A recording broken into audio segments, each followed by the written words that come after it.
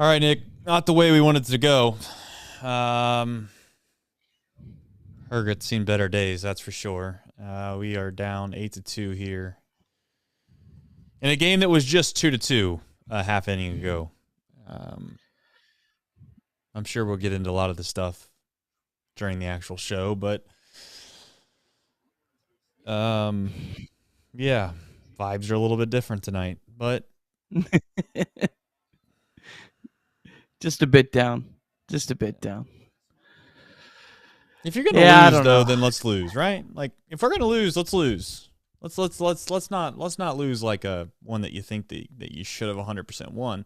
Although this game felt like that all the way up until that last half inning. We've squandered opportunities to extend this lead and hold the lead, whatever term you'd like to use. But yeah, I see Reese in the chat. Why didn't Bell bring Diaz in the eighth? That was right before we went on. That's what I said to Trace. I'd like to see him, but they're using him strictly as a closer, and that is what it is. There's nothing to change that. I hate that mentality, but so many teams do it. So I'm just assuming that they've determined there's some sort of value in having the set closer. And you can't argue with the results with Alexis Diaz. He's been arguably the best reliever on the planet this year. So I don't know. There's just a lot of tired arms. You never know how many of these guys are actually available or not available on a given night. I'll save my thoughts till the show.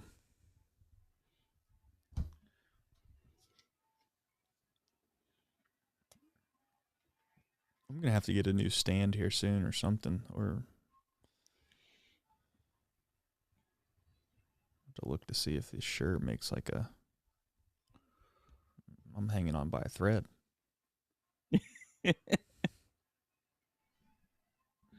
That's why the shift's just so weird. Not a shift, but it's a shift.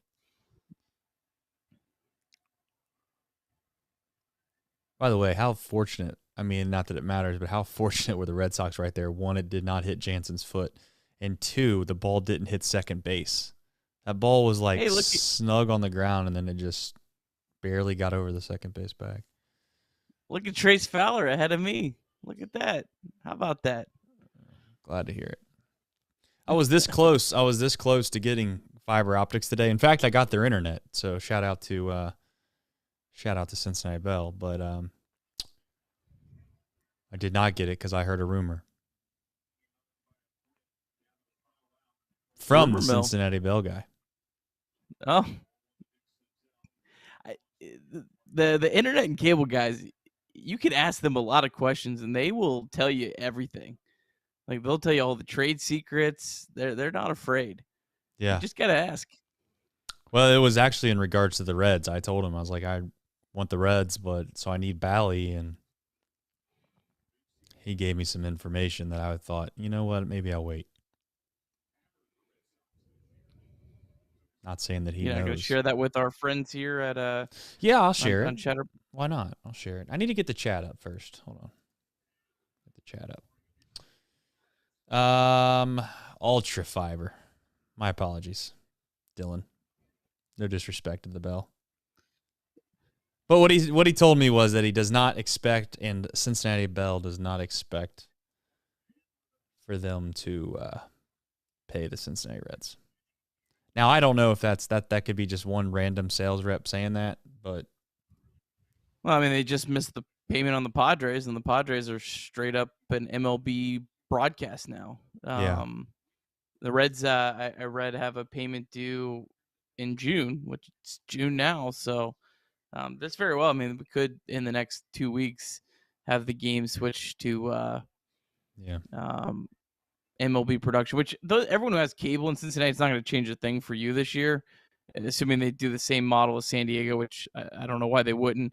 They'll find a cable channel for the ones that already had Bally before for this year. But the good news is people who don't will be able to buy, I think, a $20 a month package just to watch the Reds. So that'll be really cool. Love it.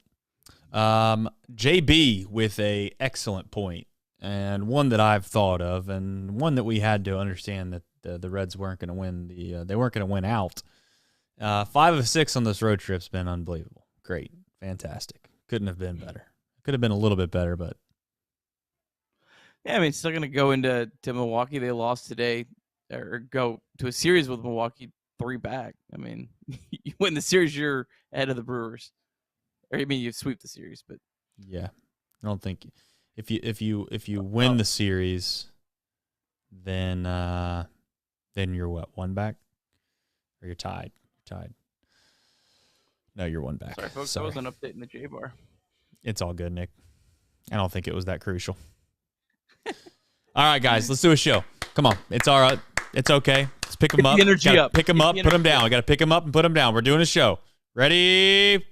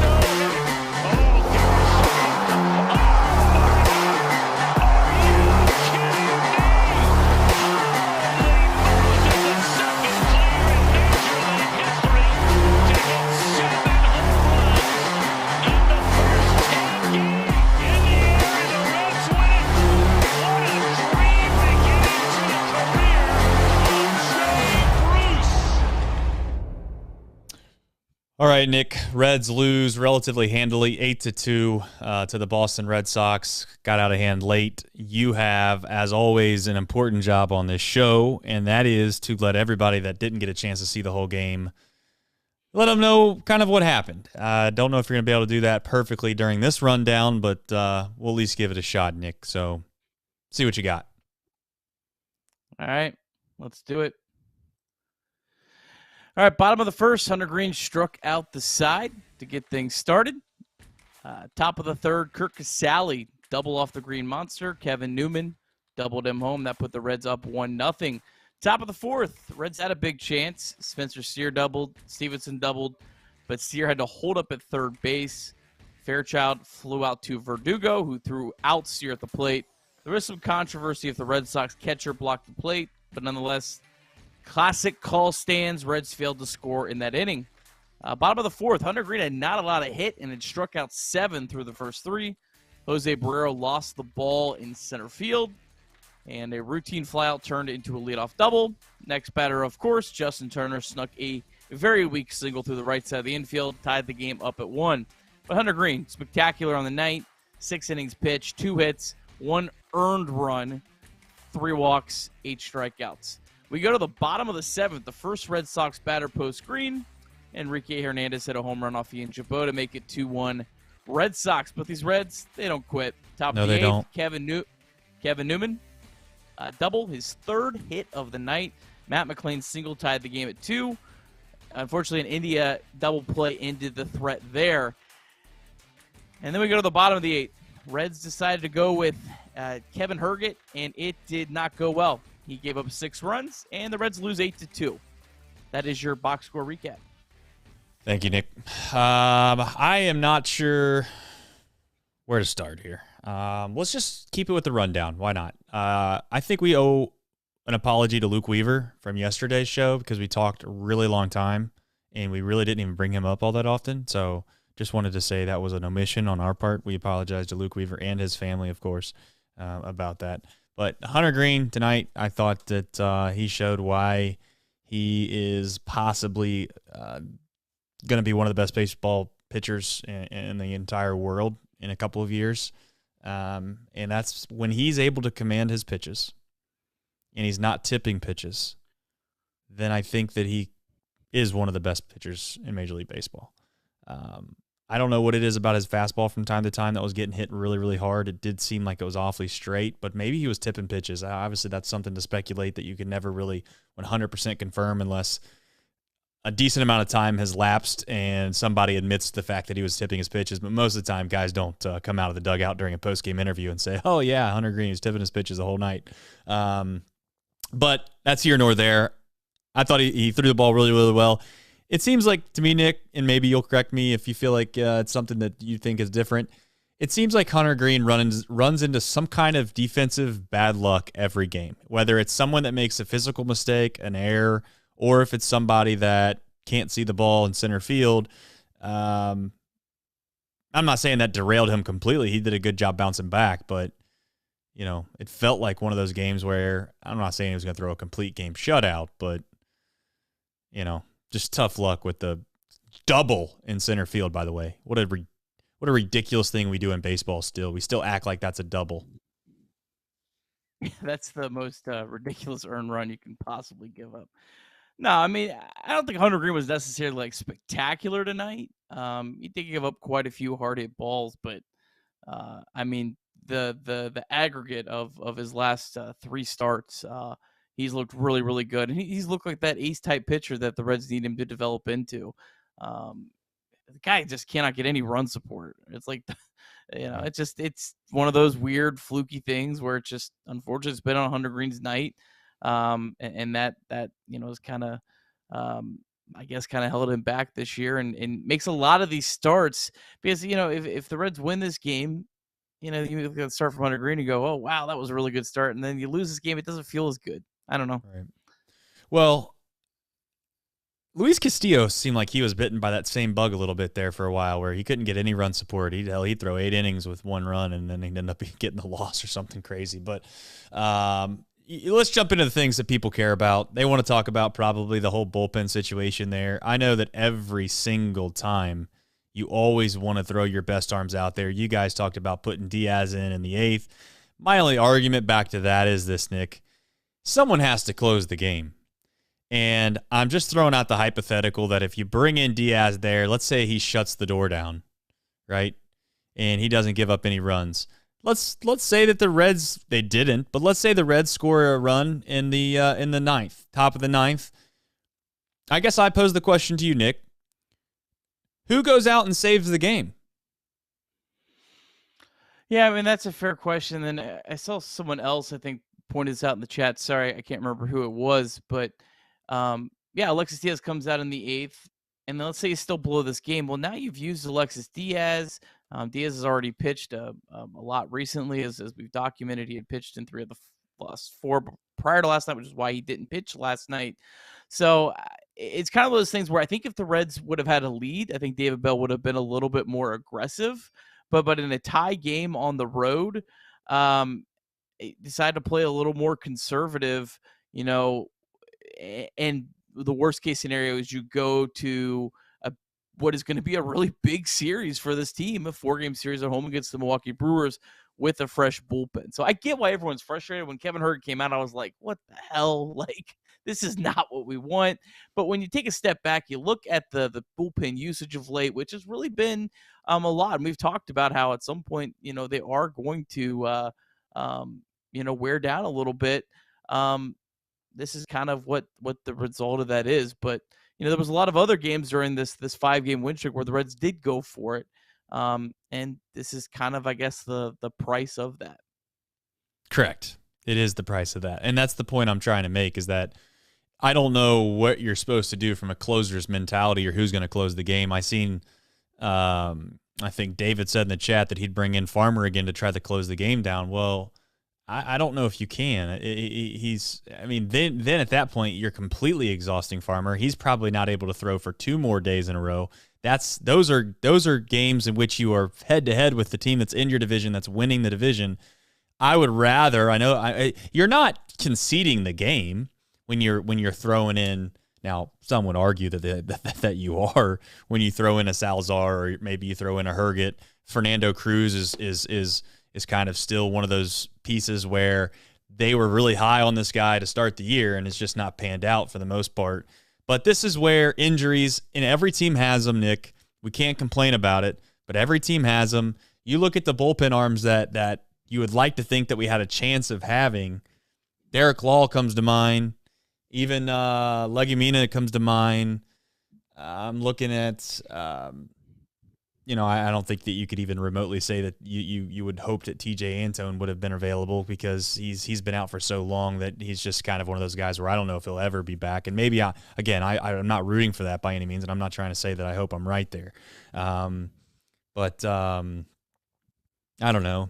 Even Santillan, like there's guys that we wish we had that we don't have.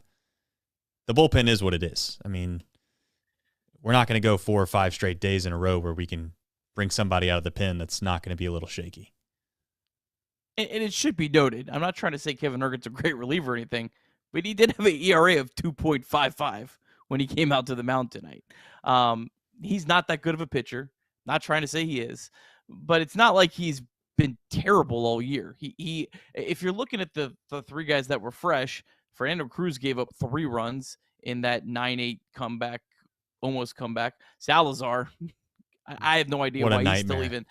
Maybe the better question is, why is Salazar, was he still on the team after that game? Why did they not ship him back and bring up another arm? Because maybe that's the case.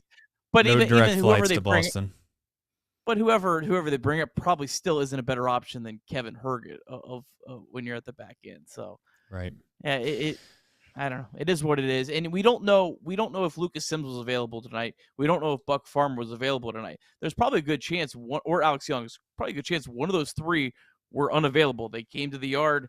They said, "Hey, man, my arm is barking. I can't do it tonight." That happens a lot, and they're never going to tell us that, and they shouldn't tell us that, because you don't want your opponent to know who's available and who's not. So, do you want an optimistic viewpoint or an outlook on this? I know Herget sucked and the Reds lost, but the worst thing that could have happened is if we went 13 innings and we just absolutely exhausted this bullpen and exhausted every option that we possibly could have, and then we end up losing anyways.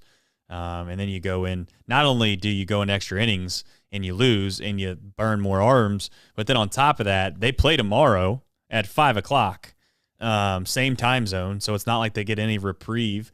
I know many people might scoff at that and make a big deal about that, but most professional athletes are creatures of habit, and I think that it's important to understand that that's a little bit of a different, weird turnaround. You're playing at 5 o'clock. The very next day, you got to jump on a plane, take a little bit of a red eye, and you got a huge series coming up. So I'm not all that. I don't know. I'm not all that upset about this, to be honest. And a really great point from Reese in the chat. It really all goes back to Tuesday's game, because Alexis Diaz never should have had to pitch in that game. And then there was a chain reaction to that. If Alexis Diaz doesn't pitch in Tuesday, he pitches last night instead of Buck Farmer, and you have Buck Farmer pitching in that 8th inning tonight. It really was a chain reaction. So I'm not trying to kill Eduardo Salazar and Fernando Cruz, but those guys not getting it done is much more of the fault of what happened tonight than David Bell's decision making, or really anything else. Yeah, I mean, listen, I think all reasonable people understand the situation tonight, and we listen. We never in a million years were expecting us to go 6 of 6 on the road. If you'd have told me we were going to get 5 of 6, I would have laughed and just been like, "Yeah, sign me up. I could care." The sad thing is like, when you're in it every single day, you don't take that for an answer. You just don't. You don't expect to lose or want to lose. But sometimes it's nice to take a little step back and understand where we're at. We got a huge series coming up. The ballpark's going to be absolutely slam packed. I expect it to be packed. I hope that, and I don't suspect this is the reason why, but the Zach Brown band that's playing down there, I hope that doesn't draw some kind of weird crowd because people bought tickets just to go watch that. And for some reason, there's empty seats because people are going to come late because that's what they're really coming for. That would piss me off to no end. I hope that's not the case. I hope it's absolutely stacked and, it's loud. I want it to be loud. I want it to be energetic, and I think that might be. Barrero, let's get into him really quickly. He's the odd man out for me. I said it on Twitter.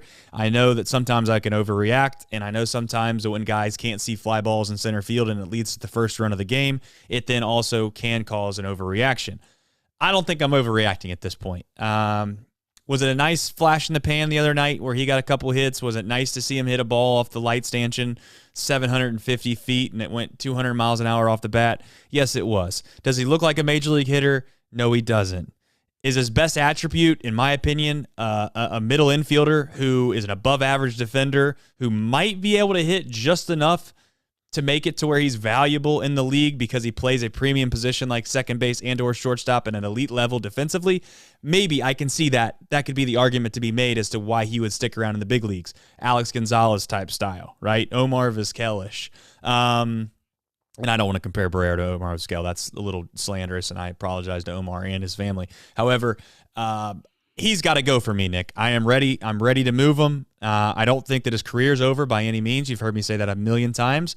But the time is now. I don't care if Elly De La Cruz struck out 20 times tonight. I don't care. It is time to move on. It's time to bring Elly, and let's see what happens. Your overall opinions on Barrero? Yeah, I don't know how healthy TJ Friedl is. I don't know if part of him coming back from that oblique injury was why he didn't play tonight. But even against the lefty, TJ Friedl is just so much better of an option. He obviously is much better defensively. Right. And I think he's probably a better hitter even against lefties, kind of judging off what he did in the minor leagues where his splits weren't really all that drastic. He's a gamer. He's a guy that I want to see more. Yeah, I agree. I think it's time to send Barrero down. I think it's time to call Elly up. I said it on Off the Bench. I don't really know. Like CES, there was a clear deficiency in his game, which he's addressed exceptionally this week. Elly, I just don't see a deficiency in his game that there's really anything that he can't, learn at the major leagues. Unless there's something they're seeing that we're not.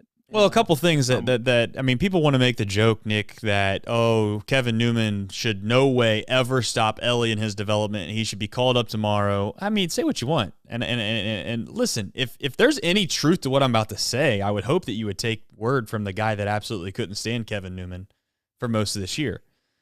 Kevin Newman, this team is playing meaningful baseball right now. You don't take Kevin Newman out of the lineup. He's playing too well. You don't. You just let it ride. And like I said before, maybe he gets hotter than a firecracker and you find a way to just kind of keep him in there. And I hate to say that, but that's what you do. You got to find a way to, I hate to say this, but you got to find a way to move some pieces around to make it all make sense. And we've talked about how you could do that a billion times on this show. We're not going to do it again. But it's time for Elly to come up. This is going to be a fun topic. I don't know if you want to go there or not, but I'm going there. I'm happy to go there. All right. I don't know if you want to share your thoughts on it first. So I want to start off by I think Herb Street is 1,000% in the wrong here, but I also don't want to crush the guy too hard because it is cool that there's a guy that has the platform of Kirk Herbstreit that is literally a diehard Reds fan. So there's not a lot of those out there. And I think that's cool. So I don't want to be like this whole, let's gang up on the guy. I think he probably, oversells how close he follows the Reds after kind of seeing how this played out. If you don't know who C-Trent Rosecrans is, you probably didn't follow the Reds all that close over the last, 2 decades or so.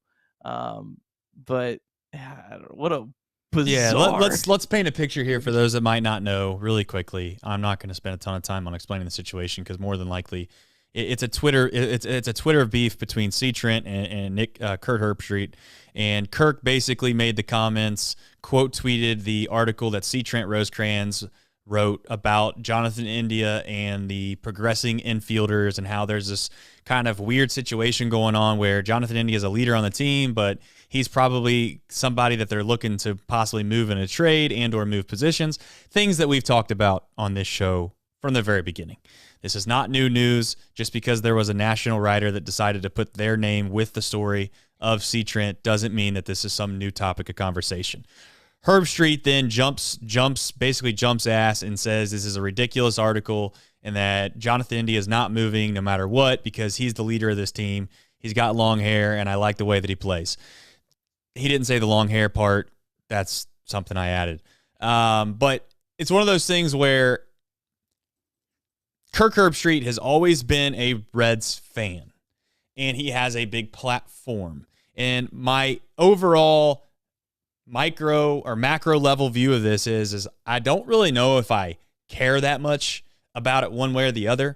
I just made the comment today that if you're going to come out from a public perception standpoint and have as big of a platform as Kirk Herbstreit has, you can't really, in my opinion, claim to be a big fan. It's cool to be a fan. It is 100% cool to be a fan. And I have no problem. It doesn't, listen, I'm no better of a fan because I know the ins and outs of this team maybe a little bit better than Kirk Herbstreit. We're both fans of the Reds, and that's how I view it. I'm not better than he is, and he's not better than me. It is what it is. We're both Reds fans. However, this is where you can't go if you're Kirk Herbstreit.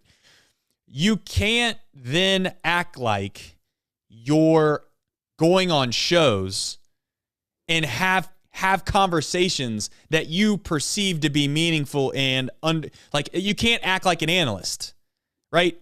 If I went and said, and I started talking about FC Cincinnati, and I the first thing I would say to people was like, listen, I'm a fan of the team. I like Acosta.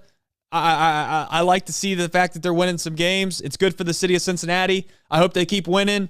I'm not really sure about that because I don't know enough to know about it. Kirk Herbstreit then didn't do that. He not only doubled down, he said McCain, which was the most damning thing I've seen. That's probably the worst thing that he said out of all the things. First, he said Ellie should play in the outfield. Then he said McCain's come up and he's played well. It's McLean. I don't even really want to get on people for misspelling McLean's name. I don't want to get on people for that stuff's just nuanced stuff. That's not that big of a deal to me. And you know what? I don't think for most people it's realistic in their everyday life to keep up with the Reds the way that we junkies keep up with them to a certain extent, okay? You could argue that we're the ones that are insane. However, you don't go after a guy that's written baseball on an everyday basis for the Cincinnati Reds for 16 years and call him a troll. That is borderline insanity. And then, not only do you call him a troll, you turn around and then say that you don't know who he is. So, I'm not picking sides here. I think Kirk Herbstreit is really good at his job. He might be the best at his job. I think Joel Klatt might have him beat by a smidge, but that's here nor there. I'm just trying to show that I support Kirk Herbstreit in other areas. I don't know how much people really give a rat's tail about this anyways, but my main point is that what pisses me off the most is that if you're going to team up with the Reds, and I know why the Reds do it because he's got such a big platform, but if you're going to team up with the Reds and they're going to send you a Herbstreit City Connect jersey and you're going to throw it on and you're going to don it and you're going to act like you're this big fan, and that's cool. I have no problem with all that. But then don't turn around and just shit on some guy that's spent 16 years covering the team and act like you don't know who he is. You look like an idiot. And then you turn around and you say McCain. And then you turn around and say that Ellie De La Cruz should play in the outfield. You clearly don't know what the hell you're talking about. So, Reds MILB, or where do you want to go from there? Well, I wanted to congratulate Matt McCain on his 10-game hit streak. See Trent Rosecrans. Not see Trent Rosecrans. I got to see Trent on the mind. Joel Luckup tweeted out, first Reds rookie to have a 10-plus game hit streak within his first 15 games since Dan Driesen in 1973. So that is pretty cool. Yeah, let's do some Reds MILB. Last thing I want to say is I do think they both kind of made fools of themselves on Twitter. However, I actually have a little bit of a soft spot. I don't want to say I'm trying to defend C. Trent, but there's a huge difference between somebody attacking your fandom and somebody attacking your professionalism and your overall what you spend every day of your life doing. I know C. Trent gets paid to do it, but C. Trent spends time away from his family covering this specific thing. He's an expert in this specific thing. I'm not saying he's better than anybody, but when you have somebody coming after you, trying to tell you that what you're doing is clickbaity and what you're doing is not professional in a way, that's essentially what Kirk Herbstreit was trying to say. I understand why he acted the way he acted. I'm not saying it's right, but it's not the same. You know, if someone was attacking Kirk Herbstreit on the fact that he's a Ohio State homer and that person had millions of followers, Kirk Herbstreit would take exception to it. This isn't some just random guy, by the way. This isn't some just random fan taking shot at C-Trent's profession. Let's keep that in mind. But go ahead with the Reds MLB. All right, start off with the Louisville Bats. They won 8-6. Louisville Bats, they swept the Sox, the Worcester Sox.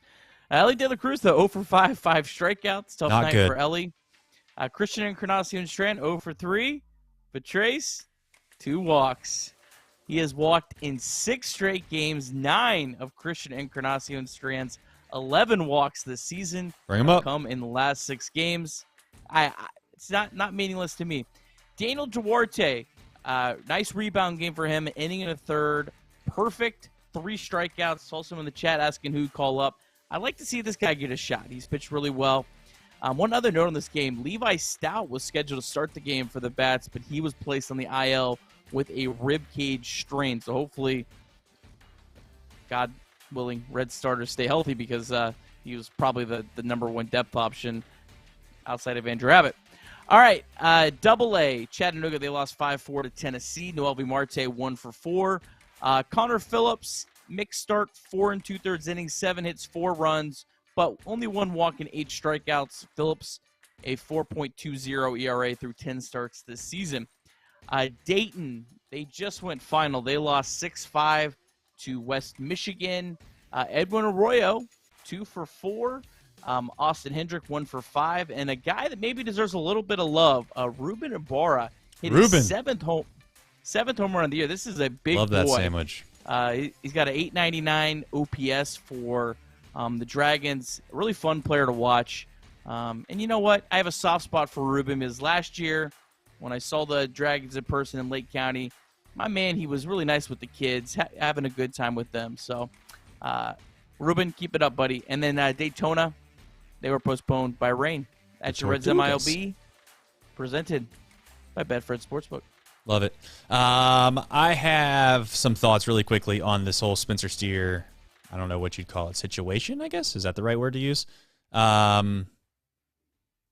So to paint a picture for those that might not have seen the game and or watch in the morning or listen to the morning, it was Spencer Steer was on second base. Tyler Stevenson hit one pretty much to the base of the wall in center field. It was questionable whether or not it was going to get caught, and then the ball ended up hitting kind of off the wall, bounces on the ground. Steer kind of gets hung up where he's planning on tagging, doesn't tag, obviously, because the ball ended up falling anyways. Gets held up at third base, so you got second and third. Fly ball by Fairchild off the top of the dome here. I'm going through the recap. Fairchild hits a little fly out to right. He tags. Spencer Steer tags.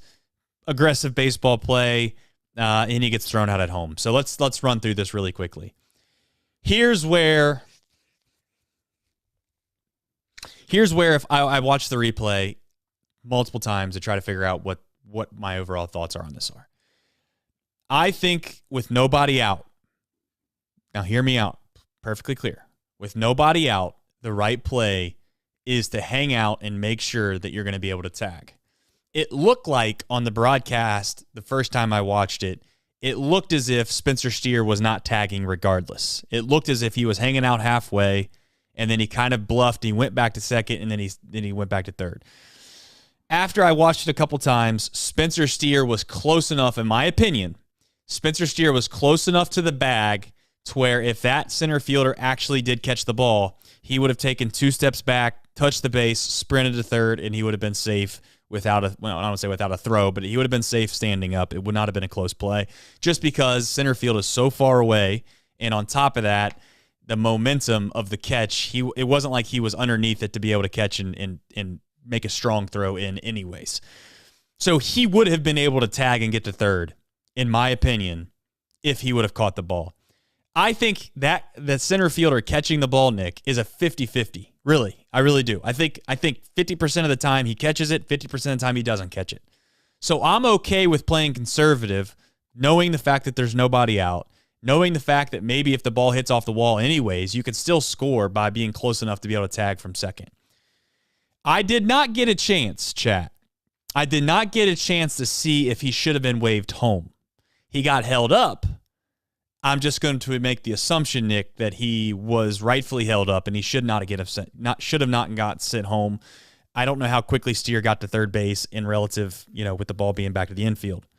The issue that I actually end up having here is that if you're going to play conservative on the front end of trying to get to third base with one out, I think you got to play conservative on the back end of making sure that you're going to be safe at home. I know it was a relatively close play. I know every time somebody throws somebody out at home, everybody always wants to say, "Oh, it was a great throw. What a great play by this guy."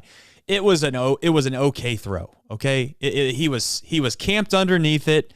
He had all of his momentum coming in. It wasn't all that deep, Nick. I don't really know.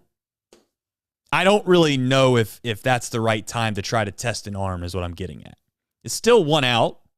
Still guys on second and third with one out. A fly ball still scores you. You can go on contact on the ground in the infield. I don't have a problem with any of the base running. The only time I was pissed on the base running was that when Steer actually tagged up and scored, that play took a long time. I don't know what Stevenson was doing still at second base. It didn't end up mattering. But I do want to bring up that that's ridiculous that Stevenson was still at second base after all that happened. But go ahead. Any other thoughts on that whole situation? Yeah, I didn't really have an issue with the first play where he didn't score. It was a tough read, I think. I think you can pretty much excuse that. I think it was probably a poor decision to send him home. Top of the scouting report on Alex Verdugo, 17 outfield assists since the start of 2021, tied for ninth most in baseball. So it's not like he's just some random outfielder. He's thrown out a lot of guys at the plate. I think that probably was a bad time, especially with Nick Senzel at the plate, your next batter who's been hitting the ball well of late. That was a way to run yourself out of an inning.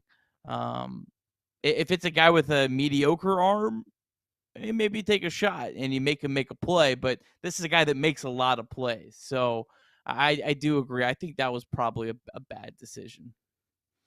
A couple quick thoughts. Charlie brings up another point that he said that if Steer would have been halfway, then he would have scored. Well, yeah, he would have, Charles. I agree with that. But the problem is that if he catches that ball at the wall, which I think he does half the time. Listen, the guy jumped to try to catch the ball. The ball hit below his glove. It's not like it was an impossible play.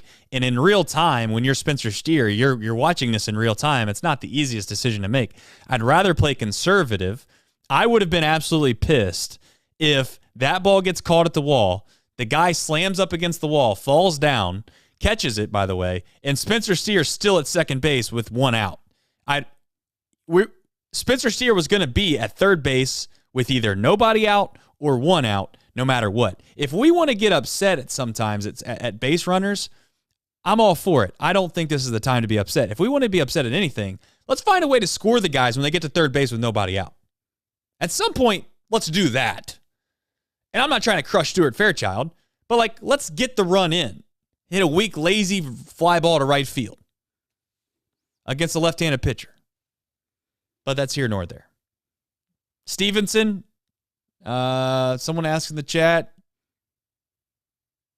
Krishna asked in the chat, how long are we going to kick the can on the conversation about Stevenson? I think we talked about it yesterday on the podcast, about how he is he's without the odd man out. He's without question the odd man out. He's gonna have to have some limited at bats. He's gonna have to find a way to catch, and if he can't catch, it's gonna be really hard for Stevenson to find a spot on this baseball team.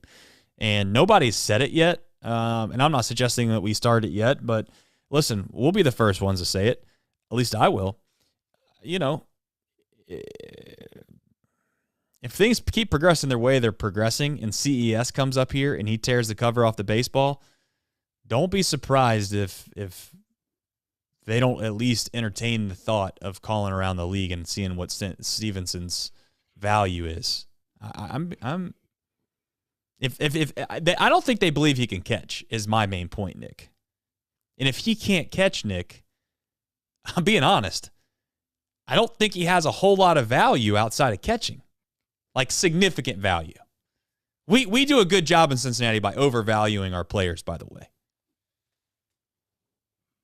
Yeah, I agree that he doesn't have a significant value if he's not catching.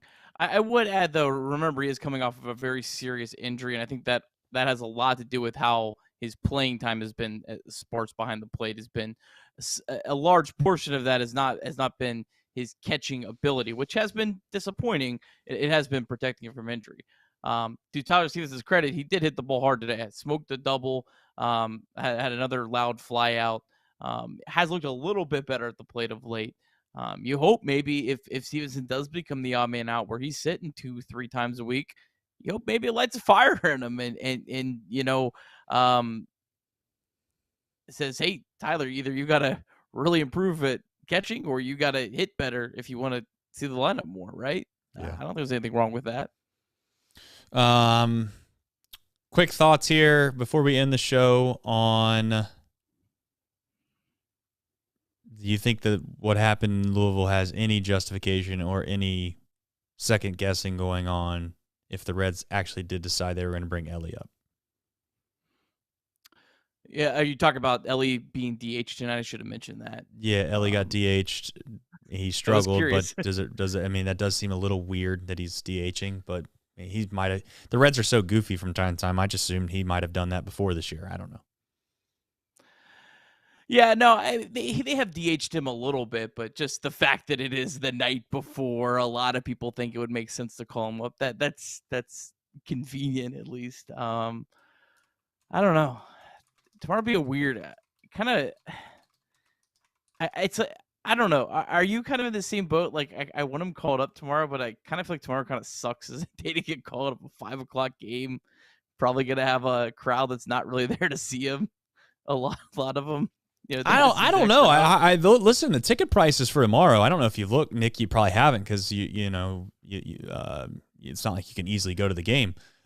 The ticket prices for tomorrow are high. I mean, I'll look it up right now just to make sure that I'm not talking out of both sides of my mouth. But it's a sold out crowd. But that's Zach Brown, right?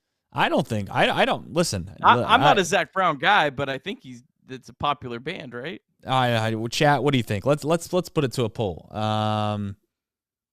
Let's put it to a poll. Jason says Zach Brown band is huge. I feel like they are pretty big. I know I've had. No, they are a little chicken fry, but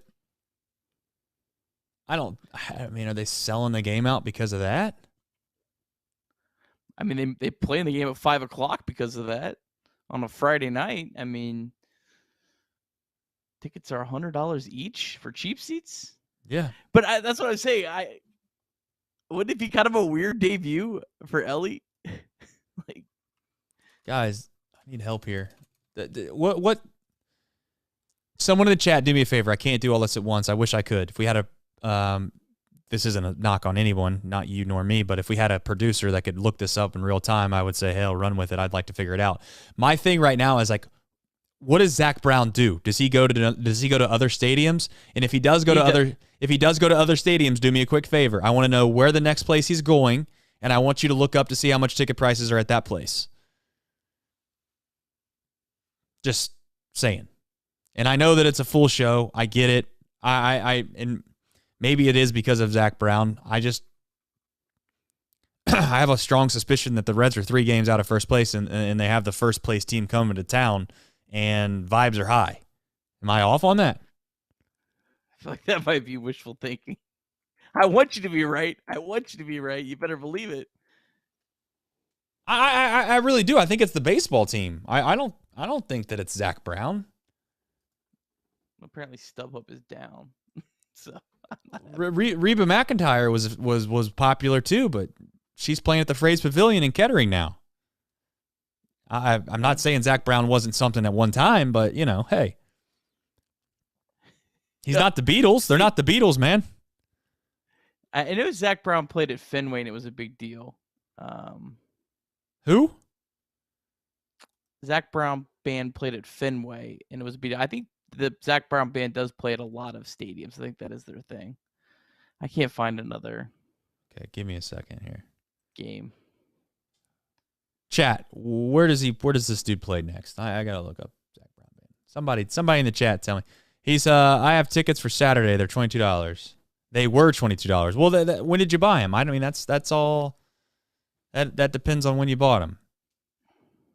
I remember when people telling me, Grayson, my man, he's gonna get in trouble by his mom. Look at this. You're gonna have to get out of here. You're gonna be in trouble. All right, I found one. So Zach Brown is at Fenway Park in August. The cheapest ticket is $122. Are they from? I know it. God, now it sounds like I'm begging, but are they? First of all, it's Fenway. I know it. Second of all, are they from Boston? I know it's Fenway, but last year I was able to get, and maybe they're playing the Yankees. I don't know, but I was able to get tickets for like $40 at Fenway. So I think it's Zach Brown. I think you were onto it originally when you said it's going to be a big Zach Brown. Well, that sucks. That pisses me off.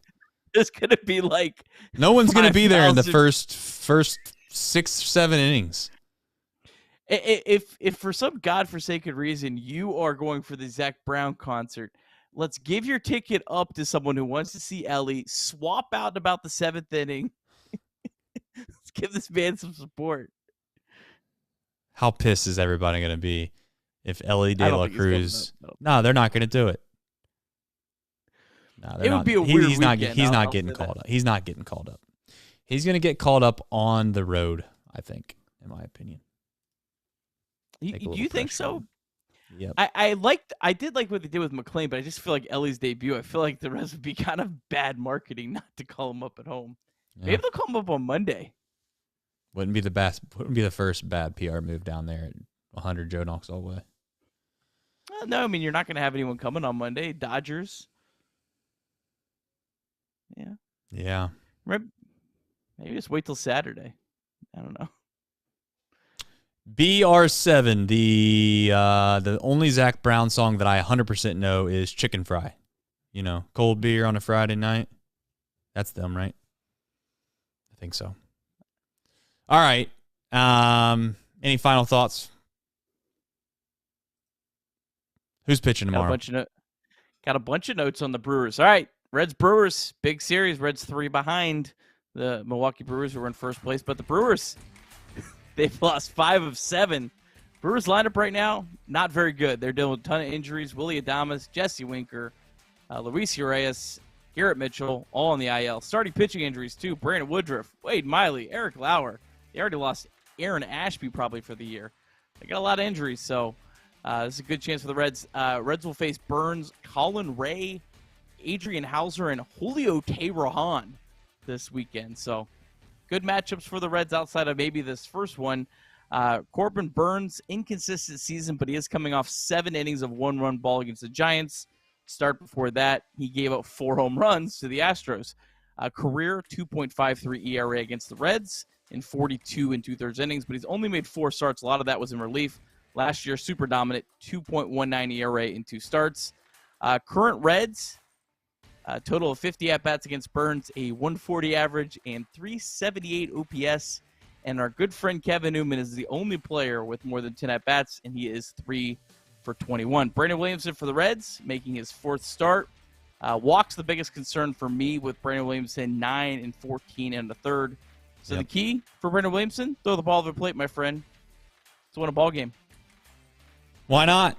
Why not us? Find a way to win. That would be kind of a cool thing to do, wouldn't it? All right. Well, as always, appreciate the OGs Apple in this TV. chat. We got Apple TV tomorrow. TV. Apple TV. Apple TV. Yep. Ted Lasso, by the way. 5 o'clock. Ted Lasso. Sorry about the fact that I finished that before you, Nick. But Ted Lasso.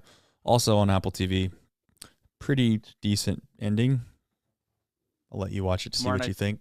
Tomorrow night's the night. We got a 5 o'clock game, so okay. Jamming to Zach Brown. I'll be jamming to Ted Lasso. Yep.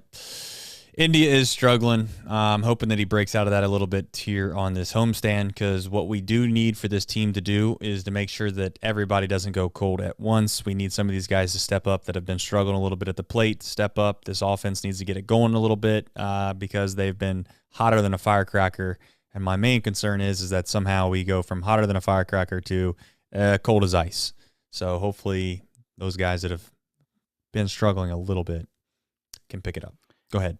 And David Bell on Bally Sports Ohio just now said multiple relief pitchers were not available tonight. So there you go. That was why Kevin Herget pitched. It's almost like we knew that. Yeah. It's fine. Not a bad loss. There's ugly wins. There's ugly losses. There's pretty wins, and there's pretty losses, and this is a pretty loss. They all count the same, but we'll make ourselves feel a little bit better for tomorrow. Here's the thing, guys. If you live in the Cincinnati area, I want you to do me a favor. I want you to find a way to enjoy this small time that we have in this city that is meaningful baseball. I'm not suggesting that you go spend your hard-earned money or tell you what to do or anything of that nature. But I will tell you that if you are somebody that wants to complain and or say that this team never spends money, never does this, never does that, then I would just tell you there's no better time than now to show your support, to get down to the ballpark. I'd like to see them be sellouts every single night, regardless of who the hell's playing after the game. I don't care if there's fireworks. I don't care if there's Zach Brown band. I don't care if the Beatles are there, and I don't care if Michael Jackson resurrects and comes and does the moonwalk in center field. Go buy a ticket if you can. I don't want to tell you how to spend your money. But as always, go Reds. And if you don't go to the game, and if you do go to the game, tune into our show. Thank you for watching. Go Reds.